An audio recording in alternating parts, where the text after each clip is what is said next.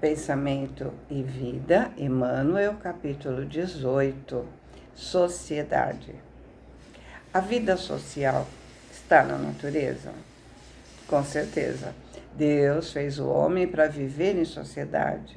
Não lhe deu inutilmente a palavra e todas as outras faculdades necessárias à vida de relação.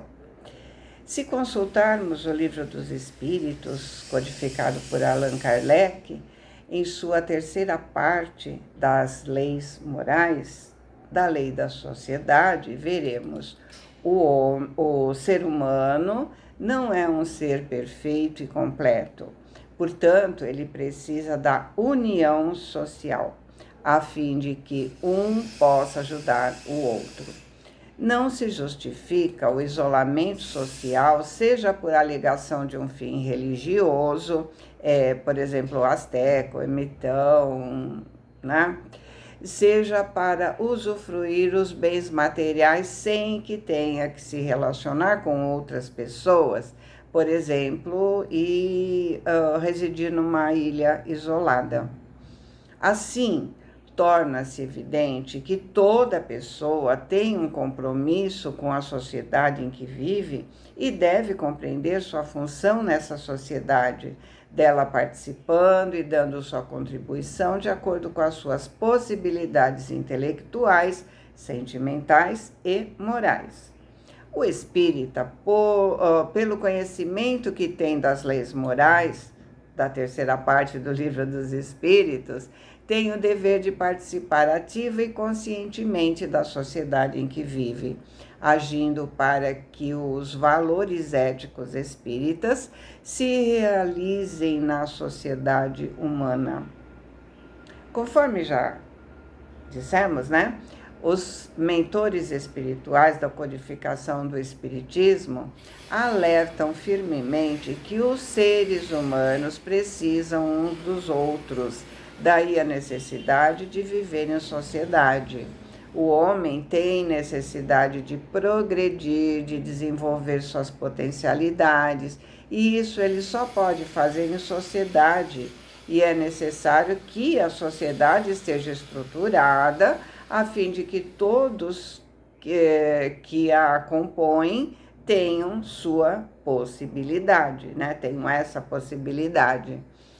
O progresso do homem, tanto em seu aspecto de vida material quanto da vida espiritual, é uma imposição do Criador da vida. O homem necessita se relacionar com o seu semelhante para criar os bens indispensáveis ao seu aprimoramento. E esse relacionamento social deve ser inspirado pelo amor entre os seres, pela fraternidade que implica no exercício da justiça.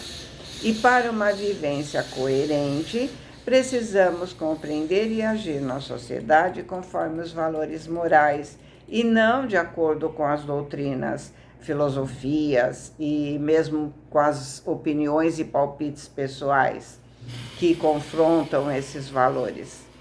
Se observarmos, veremos que os países, os estados, as cidades, os bairros, enfim, têm características próprias, ou seja, cada agrupamento tem algo em comum para desenvolver. São formados por pessoas diferentes com necessidades comuns de aprendizado. Portanto, é preciso que o espírito esteja inserido num agrupamento que nutre o seu progredir. Nenhum espírito progride sozinho. Todos precisamos da sociedade para progredir, desde a sociedade menor, ou seja, a família, quanto a sociedade maior. Porque é com os que convivem conosco que podemos identificar nossos vícios e nossas virtudes. No item 8 do terceiro capítulo do livro Céu e o Inferno, Kardec diz: a vida social é a pedra de toque das boas ou das más qualidades.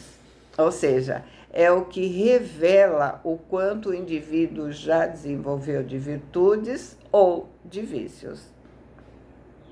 A bondade, a maldade, a doçura, a violência, a benevolência, a caridade, o egoísmo, a avareza, o orgulho, a humildade, a sinceridade, a franqueza, a lealdade, a má-fé, a hipocrisia. Em uma palavra, tudo que constitui o homem de bem ou de perverso tem por móvel, tem por modo de agir, né? Por alvo e por estímulo, o que aciona as relações do homem com os seus semelhantes. Para o homem que vivesse isolado, não haveria vícios nem virtudes, preservando-se do mal pelo isolamento. O bem de si mesmo se anularia.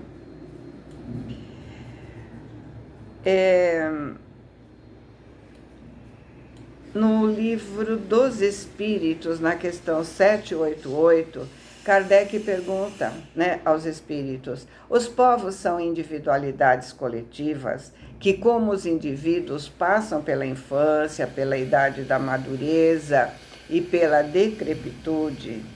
Essa verdade que a história comprova não será de molde a fazer supor que os povos mais adiantados desse século terão seu declínio e sua extinção como os da antiguidade?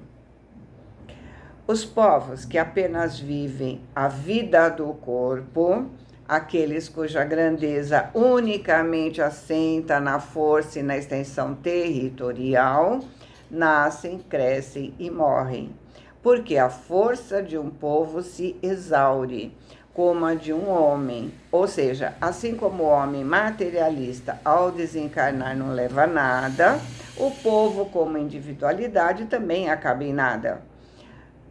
Quanta civilização foi extinta, né? Aqueles cujas leis egoísticas dificultam ao progresso das luzes e da caridade morrem porque a luz mata as trevas e a caridade mata o egoísmo. Mas para os povos, como para os indivíduos, há a vida da alma. Aqueles cujas leis se harmonizam com as leis eternas do Criador viverão e servirão de farol aos outros povos. O que garante a vida dos povos são os valores espirituais. E na questão seguinte ele diz: o progresso fará que todos os povos da terra se achem um dia reunidos formando uma só nação? Uma nação única? Não. Seria impossível, visto que da diversidade dos climas se originam costumes e necessidades diferentes que constituem as nacionalidades, tornando indispensáveis sempre leis apropriadas a esses costumes e necessidades. Porém, a caridade desconhece latitude e não distingue a cor dos homens. Quando, por toda parte, a lei de Deus servir de base à lei humana, os povos praticarão entre si a caridade, como os indivíduos. Então viverão felizes e em paz, porque nenhum cuidará de causar dano ao seu vizinho, nem de viver às expensas dele. A humanidade progride por meio dos indivíduos que pouco a pouco se melhoram e instruem. Quando estes preponderam pelo número, tomam a dianteira e arrastam os outros. De tempos a tempos surgem no seio dela homens de gênio que lhes dão um impulso.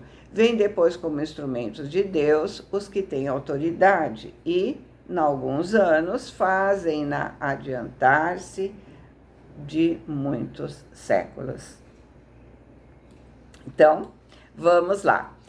Emmanuel inicia o capítulo dizendo: a sociedade humana pode ser comparada à imensa floresta de criações mentais, onde cada espírito, em processo de evolução e acrisolamento, aperfeiçoamento, purificação, encontra os reflexos de si mesmo.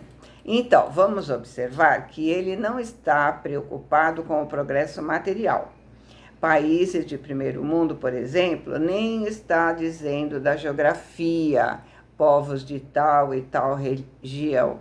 Ele está dizendo das criações mentais, do aperfeiçoamento, ou seja, dos seus valores espirituais. Porque nem sempre uma sociedade material superdesenvolvida tem valores morais condizentes com as leis divinas. Ninguém está numa determinada sociedade por acaso. Sempre há uma razão, algo a ser trabalhado. As pátrias grandes matrizes do progresso constituem notáveis fulcros, bases, matrizes da civilização ou expressivos redutos de trabalho, em que vastos grupos de almas se demoram no serviço de autoeducação, mediante o serviço à comunidade, emigrando muitas vezes de um país para outro, conforme seja necessário essa ou aquela aquisição nas linhas da sua experiência. Cada pátria é conhecida por trabalhar determinado setor da vida. Uma é mais conhecida por seu desenvolvimento espiritual, outra por seu desenvolvimento bélico, outra por seu desenvolvimento relacionado a construções, outra por seu desenvolvimento tecnológico. Então, o indivíduo vai nascer onde ele tem aquilo que ele precisa desenvolver. E quando ele já tem boa bagagem desse desenvolvimento, ele migra para outras matrizes, para outros desenvolvimentos. Seria interessante ler o livro A Caminho da Luz, onde a gente vai ver assim, reencarnações de nações. Por exemplo, ele traz a França como reencarnação da Grécia Antiga. Esse livro tem aqui na playlist, ele é muito interessante.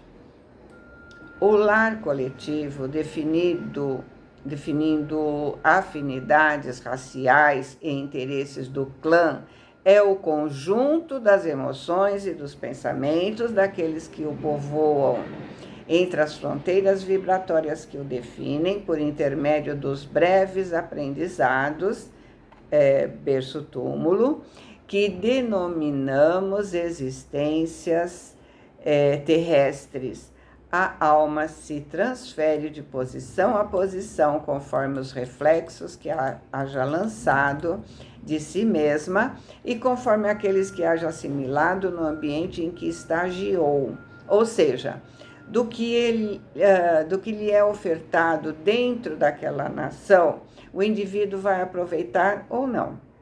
Vai sair mais habilitado ou não, de acordo com o seu empenho. Ele pode passar a encarnação dentro de determinada civilização e crescer, ou pode não aproveitar nada. Livre-arbítrio, né? Aqui no Brasil, por exemplo, migraram pessoas da matriz da Europa, da matriz africana e de tantas outras matrizes. Pessoas que precisavam deixar certos vícios que não tinham conseguido eliminar onde estavam, ou que vieram para ajudar essas pessoas nesse sentido.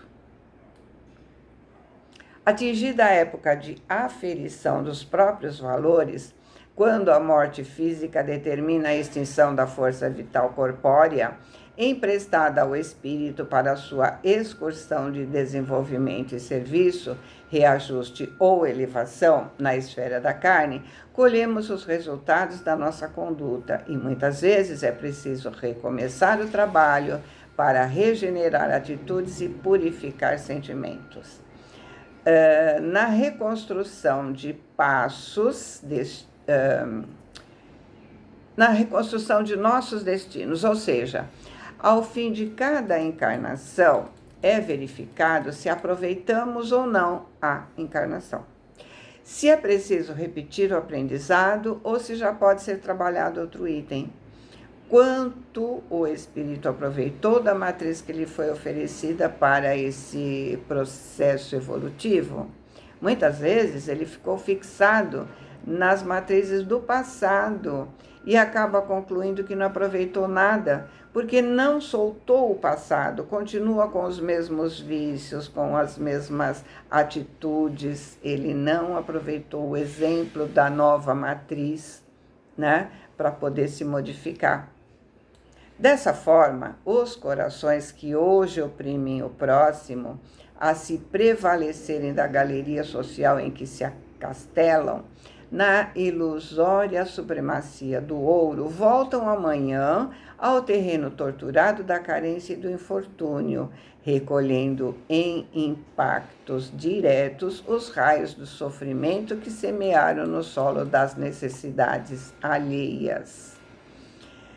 Que ele está dizendo aqui?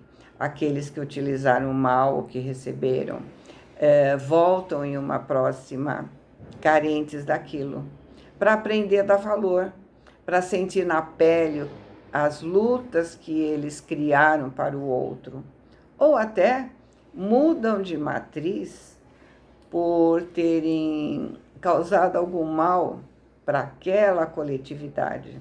Por exemplo, conquistadores que foram perversos com os conquistados, até para lidar com as consequências dos seus atos.